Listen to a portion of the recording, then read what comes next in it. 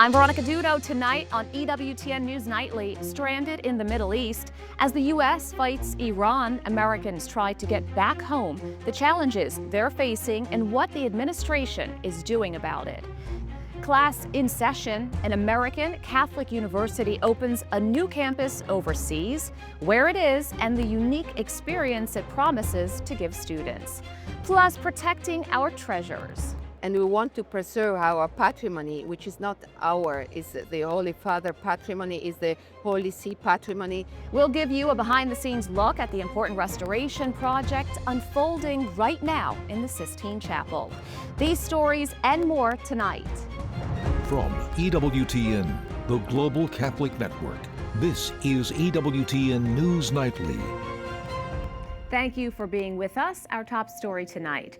A big shakeup at the Department of Homeland Security. President Donald Trump has replaced DHS Secretary Kristi Noem and named Oklahoma Republican Senator Markwayne Mullin to take over the agency, which is still currently shut down. Let's go straight to Capitol Hill correspondent Eric Rosales with this breaking story. Eric, what more can you tell us? Good evening, Veronica. Kristi Noem's people are calling this a promotion, not a firing. She now becomes the special envoy for the Shield of the Americas.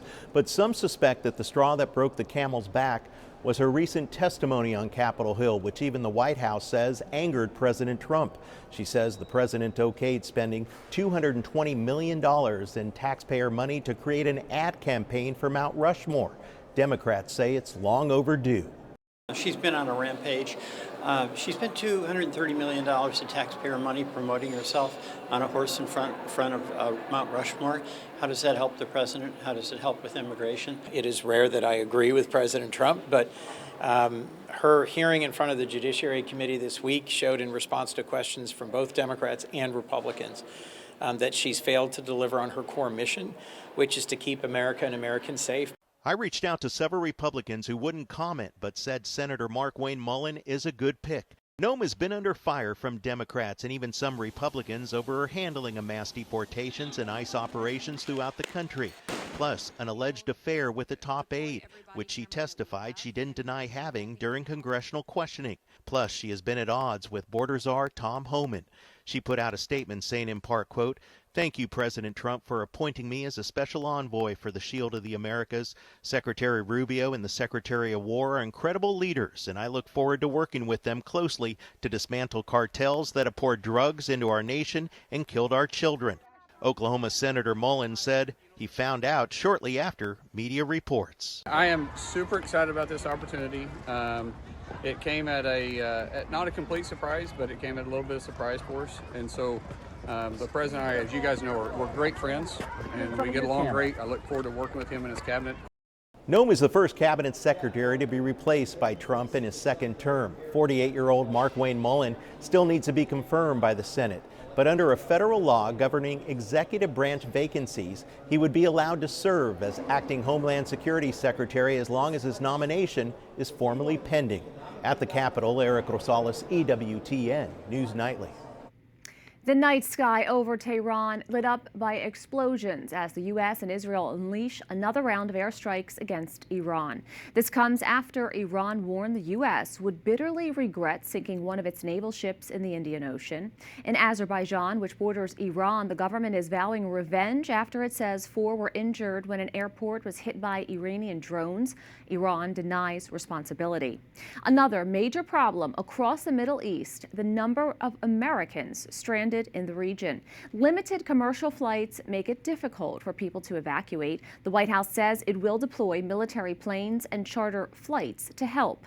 Meanwhile, the State Department asks travelers to register if they want to join the list of people seeking to return home. White House correspondent Owen Jensen reports. Veronica, first the good news. The White House says it will provide free flights to Americans trying to get away from the war-torn region.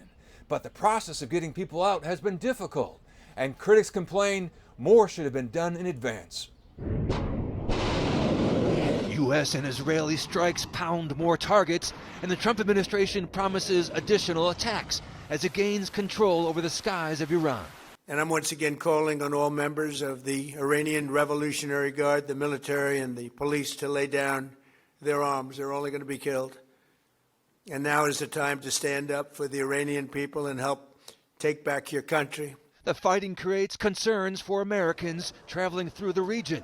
Iran's retaliation includes strikes against civilian airports. It was a long journey. I mean, we had little to none communication about what was going to happen. And, all we knew is that El Al flights were canceled. The U.S. State Department wants to help. It says since the start of the war in Iran, nearly 20,000 American citizens have safely returned to the United States from the Middle East. Americans who are still stuck can call a number we'll put on the screen, 202-501-4444. Ultimately, we're focused on getting the specific travel options to specific individuals in the region. We have hundreds of people right now proactively reaching out to people with those options to make sure we bring every single American home. Travelers from other countries face similar problems. Video shows the first Germans stranded in the Gulf returning home. I know that people are worried sick about their family and friends who are caught up in this. Critics believe the effort to evacuate is too little too late. I used to have some stress and anxiety from the explosions and the interceptions out here over the head, but now I have more stress and anxiety towards how the U.S. government really is not caring about American citizens. The White House tried to bat down the criticism Wednesday, stating that in the days and weeks leading up to the attacks, Level 4 do not travel advisories were issued. In some cases, people were told to depart immediately or to exercise increased caution and limit non-essential travel. As for Americans still in the region, the State Department is asking that they register at the website so they can directly identify you, and we are actively and rapidly working to charter flights. There is some commercial flights that are taking off intermittently from these countries, and we plan to get Americans on board as quickly as possible, again, free of charge to them. Since the start of the war in Iran, an aviation firm says more than half of the commercial flights to the Middle East have been canceled. But tonight those numbers are starting to turn around as more airlines resume service. At the White House, Owen Jensen, EWTN News Nightly. Iran's missile strikes across the Middle East are raising new concerns about regional stability, NATO's role, and the potential for broader global involvement. From tensions with Spain to security in the Strait of Hormuz, there are growing questions about what comes next. Joining us now is Fred de Fassard, Director of Strategy at the Prosperity Institute. Fred, thanks so much for joining us. My pleasure. Good to be here. Now, NATO Secretary General says it does not plan to trigger its Article 5 mutual defense clause over the shooting down of a ballistic missile headed for Turkey. What would trigger Article 5? It's quite a big question. I wonder whether Article 5 at this stage is now being triggered on political and diplomatic reasons rather than strict legal reasons.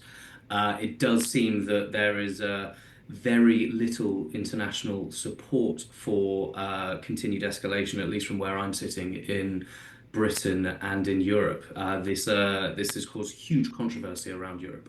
Now, of course, we know that the UK is going to be limited involvement. Also, France has also announced that. Now, there's been a lot of back and forth between the U.S. and Spain. After the White House announced Spain would allow the U.S. to use a military base there, Spain's socialist prime minister rejected those remarks. The White House has threatened a trade embargo on Spain. Will this have an impact on Operation Epic Fury in the end?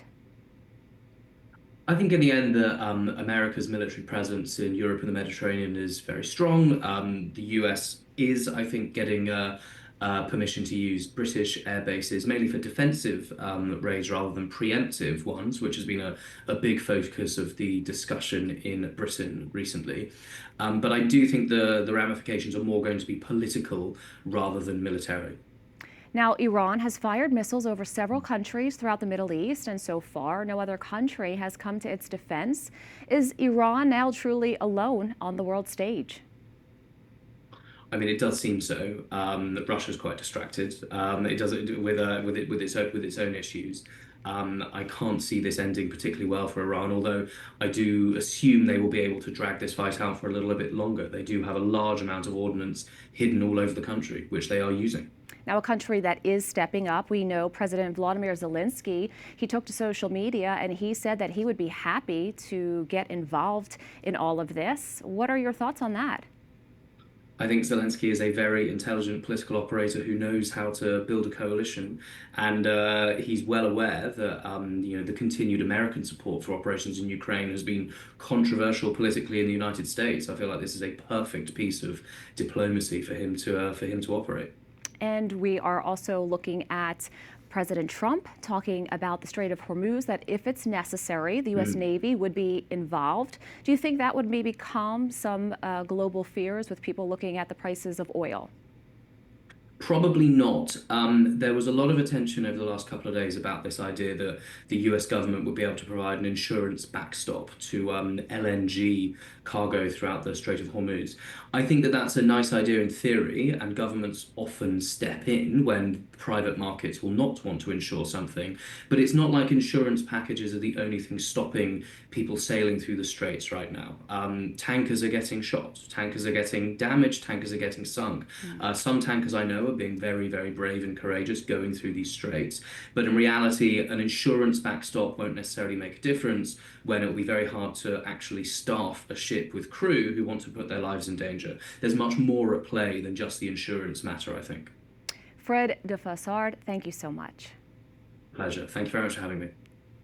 The comparison between Iraq in 2003 and Iran in 2026 rests on the success of a swift military strike and a sustainable peace. From the capture of Saddam Hussein to the years of insurgency that followed, the story of Iraq is a reminder that winning the battle is only the first step. Here is the timeline of a conflict that reshaped the world. Rodi Sher from EWTN Asimina reports. As tensions rise once again in the Middle East, many analysts are repeating one phrase: this is not Iraq. To understand why that comparison matters, we need to look back at what happened in 2003 and what followed. On March 20th, 2003, the United States launched military operation against Iraq. The stated goal was to remove Saddam Hussein's regime and eliminate suspected weapons of mass destruction. The opening phase was called Shock and Awe, begun with large-scale airstrikes over Baghdad, designed to quickly overwhelm Iraqi forces and bring a swift end to the conflict. Within 3 weeks, US-led forces entered Baghdad. On April 9, 2003, Saddam Hussein's statue was pulled down in Firdaus Square, an image that became one of the defining symbols of the war. On May 1, 2003, President George W. Bush declared the major combat operations has ended. Major combat operations in Iraq have ended. In the Battle of Iraq, the United States and our allies have prevailed. In December 2003, Saddam Hussein was captured by US forces. For many Americans, the moment seemed to confirm that the mission had succeeded. Yet in the months that followed, an insurgency grew. Armed groups carried out attacks against coalition forces and Iraqi civilians. Sectarian violence increased, especially between 2004 and 2007. What had begun as a rapid military campaign turned into a prolonged and complex conflict. In 2007, the United States increased troop levels in what became known as a surge, an effort to stabilize the country and reduce violence. American troops remained in Iraq for nearly 9 years after the invasion began. The final US combat forces withdrew in December 2011. The human cost was significant for American service members and their families, and for Iraqi civilians. The political consequences reshaped Iraq and affected the wider region for years. So when observers today say this is not Iraq, they are often referring to those lessons. They are remembering how quickly the initial military phase unfolded and how long the aftermath lasted.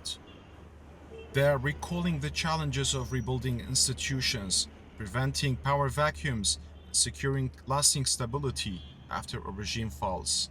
For many people, Iraq became a reminder that war does not end when a capital city is taken or when a leader is captured. And that legacy continues to shape US policy today. President Trump, a vocal critic of the Iraq war during his 2016 campaign, has consistently emphasized the need to avoid what he views as a mistake of the past, especially prolonged conflicts and heavy use of American ground troops. For EWTN News, this is Rodi Sher. The Holy Land has been caught in the conflict. Strikes are putting a pause on trips for many pilgrimage groups. The Nigerian Christian Pilgrim Commission is one group that suspended all trips to the Holy Land until the region stabilizes. Other groups have found themselves stranded. Many have been forced to find alternative ways to return home. Until that happens, the Franciscan custody of the Holy Land has been aiding in finding shelter. As U.S. and Israeli strikes against Iran enter their sixth day, the impact is reaching home at the fuel pump. The national average for gas has risen to $3.25 a gallon. That is a 30-cent jump in less than a week. The spike follows Tehran's effective closure of the Strait of Hormuz, which is responsible for a fifth of the world's oil supply. With Brent crude now trading above $84 a barrel, analysts warn that the conflict could disrupt Persian Gulf tankers, causing global price volatility. And Wall Street is seeing a sharp pullback today as the Dow Jones tumbles over 1,000 points, its lowest level of the year. The S&P 500 and NASDAQ are both down more than 1%. China has set its lowest economic growth target in decades. The Chinese Communist Party is aiming for 4.5% to 5% in 2026. In his report to the National People's Congress, the premier signaled a policy of continuity despite a persistent property slump and global uncertainty. Beijing is attempting to balance domestic recovery with a long-term push for leadership in AI and robotics. They're also acknowledging grave challenges. Currently, the government is prioritizing industrial self-reliance over major new consumer stimulus. A federal judge ruled on Wednesday that companies in the U.S. that paid tariffs invalidated by the Supreme Court in February are legally entitled to refunds. The government was ordered to begin paying potentially billions of dollars in refunds to importers who paid the tariffs. More than 2,000 lawsuits have been filed by companies, and more than 20 states are seeking reimbursement. The Trump administration is expected to appeal the order. We have a lot more still to come on EWTN News Nightly. Irish studies see which Catholic university is expanding to the Emerald Isle, set in a historic monastery. And routine restoration will show you the process behind the Sistine Chapel maintenance.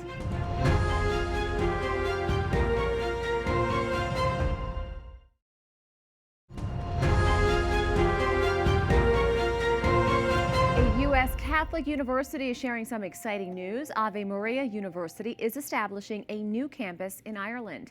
It's located at Mount Melleray Abbey in County Waterford. Historically, it's a Cistercian monastery that closed early last year. The program will be a semester long and offer students academic, spiritual, and cultural formation. Joining us now to talk more about this is Daniel Schreck, Chief Strategy Officer for Ave Maria University. Daniel, thanks so much for being here. Can you tell us about where this campus will be and why the site was chosen? Yeah, so it's going to be at Mount Melleray Abbey in County Waterford. And why it was chosen is, I think, frankly, it was just providential. We were looking to establish a signature study abroad program in Ireland. And through relationships that we had through the bishop in Waterford and one of our professors, it just came together. As it turned out, Mount Melleray was being vacated after 200 years by the Cistercian order. So that opened the opportunity for us in January 26th of last year to begin to have conversations with the Cistercians. Now that's incredible. What do you hope this campus in Ireland will be able to provide to students? The main thing is a once-in-a-lifetime opportunity. Obviously, there's a lot of cultural similitude between Ireland and the United States. And what we're trying to do at Ave Maria University is form future saints, and future saints in a very practical way.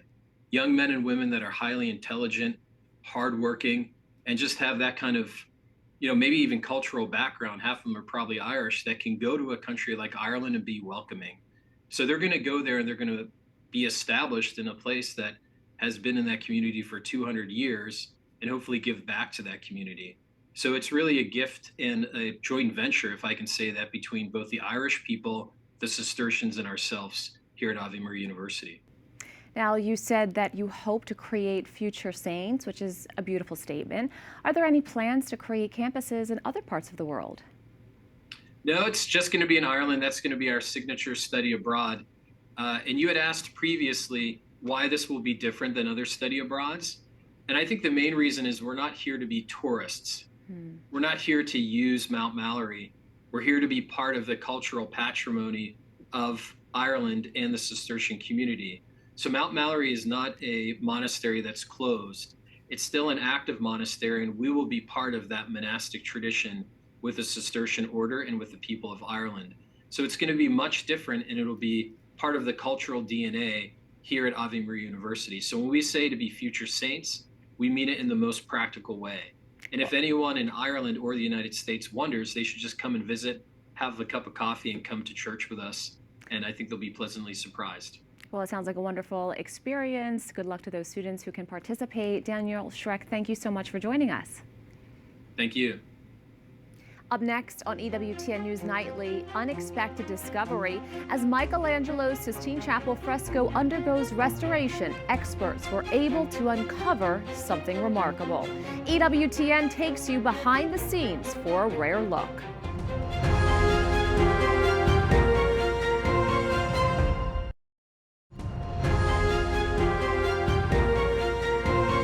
Although the extraordinary cleaning of Michelangelo's magnificent fresco is in full swing, the Sistine Chapel will continue welcoming the faithful and its many visitors while the restoration work takes place. EWTN Vatican correspondent Valentina Di Donato got a behind-the-scenes look. We're inside of the Sistine Chapel, and right behind me is the Last Judgment of Michelangelo. He painted it 500 years ago, and right now it is going through historic maintenance work that will bring it back to its former self, and it will be ready for Easter. With great expectation and excitement, work is now underway to preserve and reveal the brilliance of Michelangelo's masterpiece. The preparations for the project began already in 2024, when a full inspection of the fresco was carried out. Thanks to the work of the Conservator's Office, which monitors environmental conditions inside of the Sistine Chapel, like temperature and humidity, detailed analysis were able to uncover something remarkable. It was not only routine maintenance, it was accompanied by a whole series of diagnostic analyses and close observations that allowed us to identify what the director mentioned earlier, this thin veil of a whitish substance. It was later defined by our scientific research laboratory as calcium lactate, which can be easily removed through a simple cleaning using deionized water and a thin layer of Japanese paper. Foglio di carta giapponese. Fabio Moresi, director of the Vatican Museum's Cabinet of Scientific Research, explains that the reason for this white veil is human. The sheer number of people who come every day to see the famous fresco. La spiegazione è la traspirazione. The explanation is transpiration. Transpiration has increased in recent years due to climate changes. During transpiration, we produce lactic acid, and unfortunately, 97% of the lactic acid binds with calcium carbonate, with free calcium, forming calcium lactate. The maintenance work is taking place more than 30 years after the so-called restoration of the century, which revealed the brilliant colors of Michelangelo's masterpiece. I'm seeing it again after 30 years because I was part of the restoration of the Last Judgment 30 years ago. I saw it go from dark to color, and now I'm seeing it go from whitened back to color again. The emotional impact is enormous. It's overwhelming because you have to imagine that for 30 years, we haven't physically retouched the Last Judgment, since it's unreachable with the systems we normally use for other paintings. So, after 30 years, having started at age 30 and now at 60, you find yourself working on the same surfaces again. For 3 months, the restorers will work behind a high-definition reproduction of the image, and the chapel will remain open for faithful and visitors. And the fresco is scheduled to be completed for the upcoming Holy Week. This extraordinary maintenance will allow generations to continue seeing one of the world's most significant masterpieces. It's always very, very important to go on with our mission, that is to preserve and share. And we want to preserve our patrimony, which is not our, is the Holy Father patrimony, is the Holy See patrimony, and is a universal and worldwide patrimony that we have to share. In Vatican City, Valentina DiGennaro for EWTN News Nightly. Really incredible. We thank you for watching tonight. Remember, you can follow us on social media, Facebook, X, YouTube, and Instagram at EWTN News Nightly. I'm Veronica Judo. Good night and God bless.